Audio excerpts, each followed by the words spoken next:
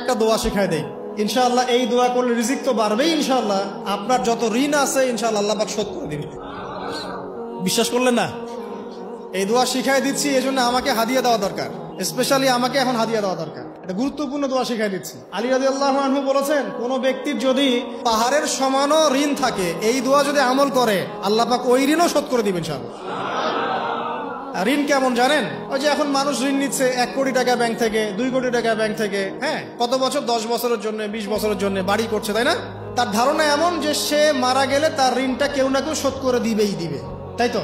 আর আল্লাহর রসুল কি বলছেন দেখেন, একজন মারা গেছেন, নবী সাল্লাল্লাহু আলাইহি ওয়াসাল্লামের সময় একজন মারা গেছেন, তো নবী করিম সাল্লাল্লাহু আলাইহি ওয়াসাল্লাম বলছেন, এই ব্যক্তির কি কোনো ঋণ আছে? একজন সাহাবী বলেন, হ্যাঁ ইয়া রাসূলুল্লাহ, তো ঋণ আছে। নবীজি বললেন, তোমরা ওর জানাজা পড়ো, আমাকে ডেকো না, তোমরা ওর জানাজা পড়ে নাও, আমি জানাজা পড়তে চাচ্ছি না। আমি এখন কেমন করে আপনাকে বুঝাবো ঋণ কত ভয়ঙ্কর জিনিস? আপনি যে ব্যাংক থেকে 3-4 কোটি টাকার লোন নিয়ে রাখছেন, লাখ লাখ টাকা লোন নিয়ে বসে আছেন, দিব্যি সুখে বসে আছেন, এমন চিন্তায় যে আপনার মৌত হবে না। আর নবী সাল্লাল্লাহু আলাইহি ওয়াসাল্লাম সময়ে একজন মারা যাচ্ছেন, তিনি বলছেন তোমরা জানাজা পড়ে নাও, আমি জানাজা পড়তে চাচ্ছি না। মানে ঋণগ্রস্ত ব্যক্তির জানাজাও তিনি পড়তেন না। তারপরে একজন এসে বললেন, ইয়া রাসূলুল্লাহ, আমি তার ঋণ শোধ করে দিব, তার যা ঋণ আছে আমি শোধ করে দিব। তখন নবী এসে জানাজা পড়লেন সাল্লাল্লাহু আলাইহি ওয়াসাল্লাম। তো আপনার এই কোটি কোটি টাকা ঋণ শোধ করার লোক তো রেডি আছে নাকি? আছে না?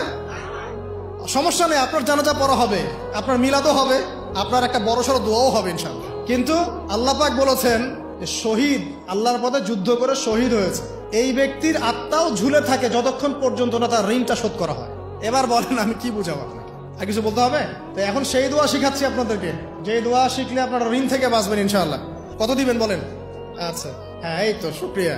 দোয়া করবেন যেন আল্লাহ পাকের দিনটাকে আল্লাহর জমিনে প্রতিষ্ঠা করতে পারি।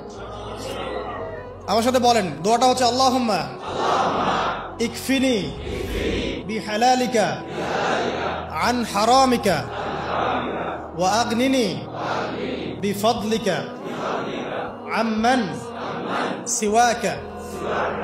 এই দোয়াটা ছোট না, এটা মুখস্থ করবেন, সেজদায় পড়বেন, নামাজের সেজদায় পড়বেন, আত্তাহিয়াতু দরুদ শেষ তারপরে পড়বেন, নামাজ শেষে হাত তুলে করবেন, যখন তখন শেষ রাতটা করবেন, ইনশাআল্লাহ দেখবেন আপনার ঋণ বলতে কিছু থাকবে না ইনশাআল্লাহ। যদি থাকেও, বড় কোনো ঋণ থাকেও, আল্লাহ পাক অন্য কোনো মাধ্যমে এটা শোধ করার ব্যবস্থা করে দিবেন ইনশাআল্লাহ। ইনশাআল্লাহ।